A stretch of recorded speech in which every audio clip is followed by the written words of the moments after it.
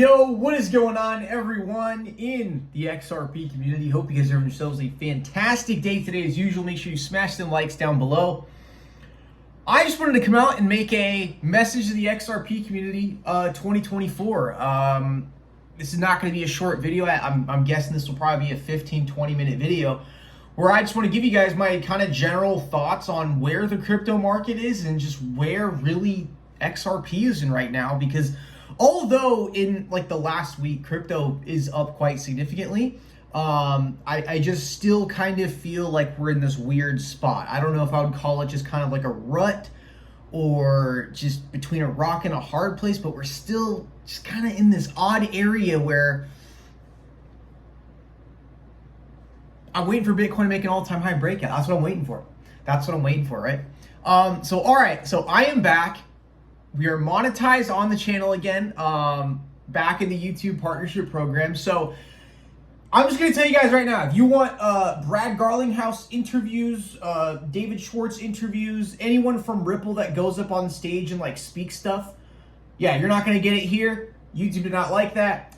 We are no longer doing any sort of reused, re-uploaded content on the channel. It is all going to be original and my own content. And yes, okay, we're back. I'm literally so happy to be back. And what was crazy was last night I was up at like 3, 4 in the morning, and I waited the 3 months to reapply for monetization. Dude, they denied it in like 3 hours. I was nearly brought to tears, and then they had the appeal, and then I did like a bunch of research on Reddit of like, okay, how do you make that the perfect appeal video? And then I did that, and oh my god, fellas, we are back. Okay, so Ripple versus SEC. All right. July 13, 2023, XRP not a security. And then just as of very recently, the final judgment was issued for Ripple to pay the SEC $125 million. And the SEC has until October 7th, 2024, until the appeal window closes. And they can't just open it up whenever they want. They gotta, they have to provide some sort of new evidence. They have to, it's not just simple like, oh, okay, we're appealing. Like they gotta put some skin in the game. They gotta, from what I understand, they have to have like new evidence that wasn't previously brought up in the case, which, dude, they're not going to find that. Ripple's innocent, solid company. We've done nothing wrong, right? So we got 18 days, okay? We have 18 days until the appeal window closes. And we just got to hope that Gary Gensler does not pull a October 6th, 11:59 p.m., and yeah, we just gotta hope Gary doesn't do some last minute stuff. Because what's funny about this whole, like, we're kind of waiting for the SEC to do a last minute, action. Some crypto investors might look at us and be like, oh, you guys are delusional. They're not gonna do it last minute. Well, that's how the case started, right? The case started on Jay Clayton's last day in office. So we're kind of positioned, and we're already kind of, adjusted to the SEC pulling some last minute switcheroos here. So in about 18 days, guys, if we hear nothing from the SEC, man, that case is going to be a done and a locked up deal. And Ripple was even kind of, I wouldn't say like preparing for an appeal, but they were kind of setting some guidelines where, because Ripple, they love the concept of an escrow. They're like, you know what, yeah, SEC, we're going to go ahead, this $125 million, which from what I understand is not even going to the SEC, it's going to the United States Federal Treasury. These politicians will probably siphon it back to Gary Gensler's Swiss bank account somehow. But Ripple is going, all right, SEC, so the $125 million, okay. Well, we're going to put this into escrow, and it is only to be released to you 30 days after the appeal window closes and or after you already file an appeal, and we kind of readjust from there. So Ripple is already kind of preparing. They are ready for the war. But fellas, in just about 2-3 weeks here, 2.5 weeks, Ripple versus SEC is going to be a done deal. And you can already see the benefits, right? You can already see like what has opened up for Ripple in the United States now that we got the final judgment, right? No, yeah, okay, there was still the appeal window, but dude, we got the Grayscale XRP Trust coming back, RLUSD going live, all of a sudden all these new partners saying that they're, like gearing up with Ripple again, getting all these announcements and such. So, because that was the tricky thing with Ripple, and one thing that really kind of sucked for us as an XRP community for, since 2020, since this lawsuit began, was we had kind of, I'm not going to say Ripple didn't make any announcements, but they were not making announcements as much as they usually did prior to the SEC case, which means we had like 3+ years of Ripple basically being as quiet as possible, because anything they came out and said publicly could essentially, if the SEC wanted to, they could use it against them in the court of law. So that's why Ripple, I mean, I imagine there's probably great partnerships, pilots, central bank testing, new banking, financial institution partners being signed on, new monetary authority partnerships and things like that. But it's because that whatever Ripple decided to go public with and tell us about, the SEC could kind of, nitpick at whatever they want and use it against Ripple in the case. So that's like one of the biggest things that has me excited. Like, yes, XRP is not a security, bro. We knew that in 2020 it wasn't a security. We already knew that. But once it was officially done and once the case was, the final judgment was issued, all of a sudden all this news starts coming out. All of a sudden just everything, man. Just all of a sudden, like, everyone starts talking again and Ripple starts coming out and, tweeting things about certain announcements and stuff. So I'm just honestly, it's been a really long journey with you guys. I'm not even talking about the entire XRP journey. I'm just talking about the lawsuit chapter, which has been kind of a crazy time. And yeah, dude, we are like 18 days from it being a done, set in stone deal. And we can go back to business as usual with Ripple in the United States, the largest economy in the world, fellas.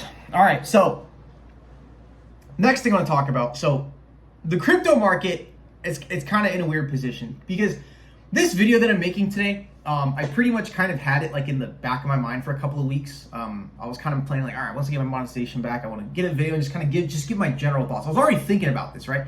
And now in the last week, crypto has kind of, it has been surging. We got XRP back to 60 cents. We have Bitcoin pushing 63, 64K today. Probably going to see that today on stream. But the general crypto market is in a weird position. And yeah, although the recent week has been very good, still a weird spot for Bitcoin. So what do I mean like weird spot? So Bitcoin, ever since the 74,500 all-time high that was made earlier this year, at the beginning of the year, dude, it's been like ranging in a broadening wedge. So it's like, how we think of the symmetrical triangle that XRP is on right now in the monthly, but it's like a broadening wedge is like the reverse. It's like it goes opposite. You have like the inflection here, and then it starts kind of ranging out. Great, hand technical analysis. That's what Bitcoin's doing right now. Bitcoin is literally like on weekly, dude, it's like doing this. And it's just been bouncing between 50 and 70K. And I'm just kind of waiting to see like, okay, where's Bitcoin really gonna start making like a big all-time high move here? That's what I'm really looking for. And then another thing is the whole market is kind of like turned against Ethereum in a weird way. Vitalik and the Ethereum Foundation, they've like seriously, they've kind of essentially changed Ethereum so much to the point where like it's not even really what Ethereum originally was a couple years ago. And then, oh my God, the funniest thing ever, fellas, the ETH folk, they started getting mad that Vitalik and the Ethereum Foundation were selling Ethereum. They were getting so pissed because Ethereum was barely holding on to 2K, and all of a sudden news comes like, oh, Vitalik Ethereum Foundation, they're selling Ethereum, and then they're all getting mad like, oh, what the fuck? You guys are selling Ethereum when it's like struggling to hold support at 2K right now. It's just so funny because, all these crypto community people, they've been told their whole lives in the crypto space that, oh, no. It's only the big bad Ripple that sells crypto. None of these other, founding entities like Ethereum and Solana Foundation. Yeah, no, these guys they don't sell coins. Only Ripple, the big bad wolf. Ripple's the bad one, that's only one that sells the coin. So it's been kind of, I don't know if I guess I would say like satisfying.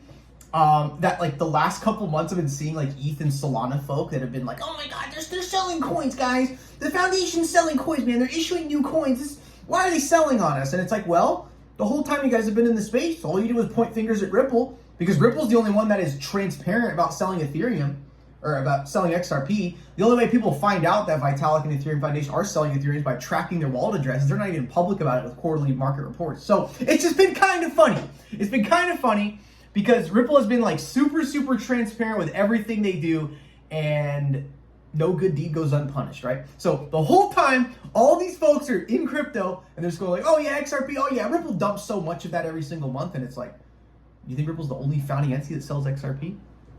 That sells crypto? But yeah, so it's just a weird spot. We have Bitcoin ranging at, all-time high levels. The whole market, there's just a big narrative against Ethereum all of a sudden. Solana, they have like a massive inflation problem because just a few months ago, Solana did just break all-time high market cap, but didn't get anywhere near all-time high price. So people are starting to calculate and like look into the distribution of Solana, and they can just basically just mint all these coins whenever they want, as infinity max supply. So, and then coming down to XRP, now it's like, okay, well the court case, okay, yeah, well it's done, but we still gotta wait for the appeal window. So we got 2.5 weeks of that, fellas. XRP macro is in the tail end, the XRP monthly, weekly chart. I'm sure for all of us, it's just absolutely burned into your brain. Like right now, if I close my eyes and I think of XRP weekly, XRP monthly chart, I can see it perfectly. It is just burned into my eyes. Fellas, we're at the macro tail end. RLUSD coming soon. Ripple just does this $1.4 billion stock buyback. Vast majority of the crypto market is still in denial and ignoring XRP. And during the whole course of the lawsuit, Ripple, in their global position and their initiatives, they have been relatively quiet because of the case.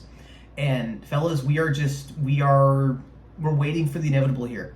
Okay, so the biggest things I'm looking for right now,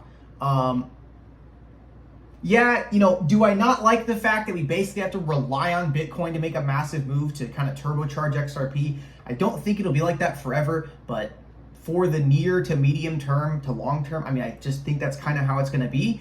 And right now, you have Bitcoin. It just barely broke all-time high, and then just for months has been kind of ranging. And we really need to see that push through and see a six-figure Bitcoin to start really bringing hype, retail, just bringing liquidity back into this market. And you guys know what happens. If Bitcoin breaks all-time high and it doubles previous all-time high and goes like 145,000, 150,000, and then XRP ends up doing like some crazy like 10, 20, 30x from here. We've seen it before, but guys, that is like the biggest thing I'm waiting for right now. Like, don't get me wrong, with all the things we got going on with Ripple XRP, the case, RLUSD, just everything about the XRP global takeover, I am all in support of that. But one thing I am mainly looking for right now, for the instant gratification of having our coin go up in value, is we need Bitcoin to finally break this range and go for a true price discovery move, run up to multi-trillions in market cap, and that's where we can see XRP really make a massive run, dethrone Solana, dethrone Ethereum, because XRP is the true number 2. And I'm not sure people remember, but for the longest time, XRP was always the second largest cryptocurrency behind Bitcoin. It was always like that until the weird Ethereum bribing SEC stuff happened. And then around that same time, an attack against Ripple XRP, that's all of a sudden when Ethereum took that number 2 spot. So fellas, the true number 2 coin, it's going to make a comeback. But right now, very, very close eyes on Bitcoin. Because if this thing can do a 6-figure run, I mean, we got an XRP tail end cycle double digits. That's just what it is. We need Bitcoin here to be a serious trooper. And if it can manage a 6-figure price discovery breakout, it's all coming to us, fellas. It's all coming. The macro tail end, the phase 5 origin cycle theory, the liquidation events at phase 5 right before the big blast off, it's all lining up perfectly. Still waiting on that XRP ETF. I'm quite sure we will get that very, very soon. But yeah, guys, that's it for my video today. That is my message to the XRP community 2024. I do apologize if this video is a little bit kind of bouncing off the walls everywhere, but God, I haven't made a video in like 4 or 5 months, and yeah, I'm kind of getting a little rusty with it. Not sure how to properly construct a video anymore these days. I got to get back into the groove of things. But that's just my kind of message to the XRP community. 18 days left for the appeal window to close. All of a sudden, when final judgment comes out, we have all this information all of a sudden coming out, and all these partnerships and things going back live again with XRP, like the XRP Trust with Grayscale, RLUSD coming soon, Ripple's in support of native contracts to the XRP Ledger. Ripple did a $1.4 billion stock buyback, and the market just basically ignored it and didn't care. Because what Ripple's doing, they're kind of flushing out the private investors and the early VCs, giving them good exits, because Ripple, why would they put up $1.4 billion cash of stock buyback? Because they know exactly what's coming in the future. They know a lot of things, but they can't say a lot of things. But buying back $1.5 billion cash in stock, that tells you something's going on. They know exactly what's coming. So fellas, basically, yeah, all eyes on Bitcoin right now. If this thing can manage a parabolic breakout, election season, post block reward halving. I mean, it's XRP tail end macro cycle. I mean, dude, we're right there. We are right there where we could truly, as I am speaking right now, be at the calm before the storm. All right, guys, that is my video for today. Appreciate you guys tuning in. I probably will be live in a couple hours here, watching the prices and stuff. Feels good to be back and to be monetized. It's been a struggle. It's been a grind. But again, like I said earlier, yeah, Brad Garlinghouse interviews, David Schwartz interviews, Stuart Alderton interviews, any of those three people going up on stage at a crypto event and speaking, any Gary Gensler SEC going to speak at a congressional hearing. Fellas, you ain't getting none of that from me. All right, so we're doing no more of that on the channel. I got a massive slap on the wrist from YouTube. I mean, dude, I'm literally like at the point where I don't even think I'm gonna cuss anymore. I mean, I see big YouTubers all the time like throwing F-bombs in like the beginning of videos and stuff, and they seem to be fine, but I'm at this point where like I'm not even taking any risks, bro. I probably will not be using any more cuss words, even though I love to let out a good F-bomb when I'm getting passionate about certain XRP discussion, especially when fighting like FUD and haters and all that stuff like that. But yeah, fellas, we're not taking any risks anymore, all right? Anyways, this video's gone on long enough. That is my message to the XRP community. We're in an odd spot, but I think a good spot. Right at that moment, we get some activity here. We will truly be back in the XRP season. All right, fellas, appreciate you guys tuning in. See you guys in the next one.